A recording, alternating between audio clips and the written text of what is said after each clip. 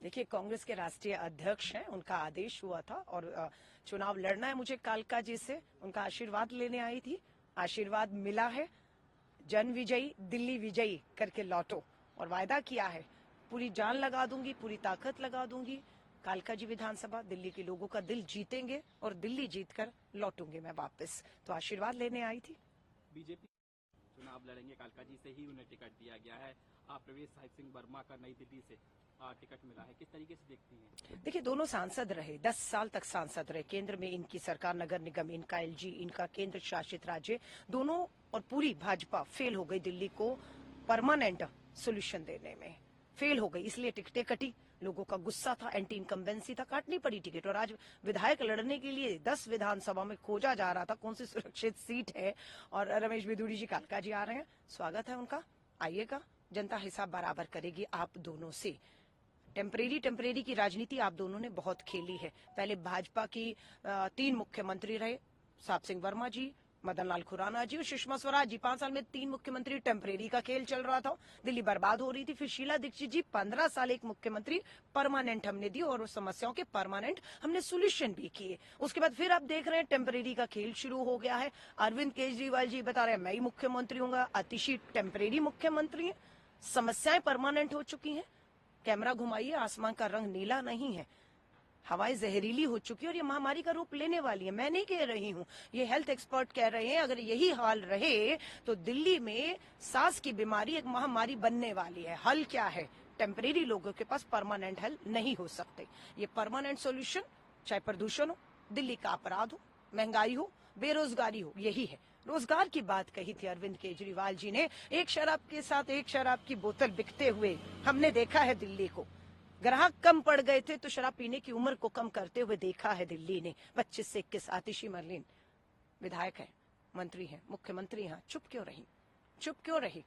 आज संविधान का अपमान हो रहा है, उन्हें टेम्परेरी कहा गया तो ये बाबा साहब अम्बेडकर का संवैधानिक पद है ना, उसका अपमान है। संविधान का अपमान है, उस संविधान की पद पे बैठी महिला का अपमान है। आज खामोश हो तुम, बताओ टेम्परेरी हो या नहीं? शराब नीति लाई गई तब चुप रही। मैं लड़ी थी, मैं विधायक थे चांदनी चौक में। मेरे काम क्या थे?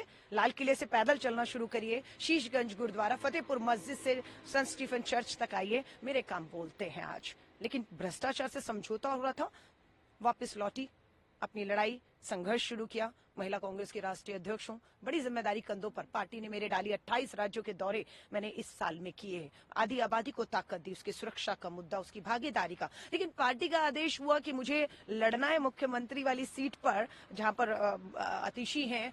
लेकिन मेरे लिए नई बात नहीं है। 2003 मदन लाल खुराना जी भी दिल्ली के पूर्व मुख्यमंत्री रहे, उनके सामने मैं लड़ी। ये मेरा 5वां चुनाव है, एक दिल्ली विश्वविद्यालय और अब ये 4था विधानसभा का लड़ने जा रही हूँ। और मैं फिर कहूंगी, दिल्ली में कोई है या कोई दिल्ली है, इसमें फर्क है। मैं सिर्फ आपके माध्यम से बताना चाहती हूँ, अरविंद केजरीवाल दिल्ली में है, आतिशी दिल्ली में है, सिसोदिया दिल्ली में है, लेकिन अलका लांबा दिल्ली में नहीं है। अलका लांबा दिल्ली है।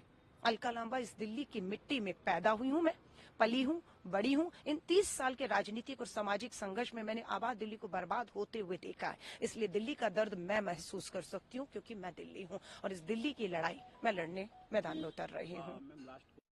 प्रदर्शन किया, उस पर अरविंद केजरीवाल कह रहे हैं कि महिलाएं ये पंजाब की नहीं है, ये कांग्रेस और बीजेपी की महिलाएं हैं। उन्होंने साफ तौर पर कहा कि गठबंधन का ऐलान कर देना चाहिए।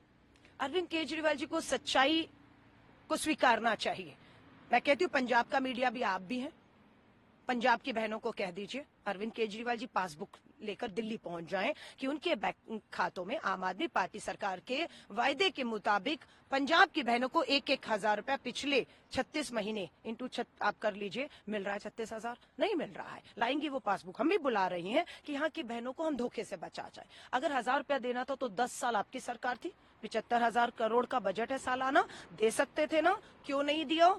चुनाव के बाद 2100 आप वायदा करते हैं। आएंगी बहनें तेलंगाना से, हमने बुलाया है, आ रही है कर्नाटका से हमारी बहनें अपनी बैंक की पासबुक लेकर। हम भी दिखाएंगे कि हम कहा है तेलंगाना और कर्नाटका में तो हमारी बहनों को सरकार बनते ही पैसा 2,500 और 2,000 मिल रहा है दोनों राज्यों में। आप भी बुलाइए ना पंजाब की बहनों को अपनी पासबुक के साथ, जिस दिन सरकार बनी रात तक कितना उनको दिया है।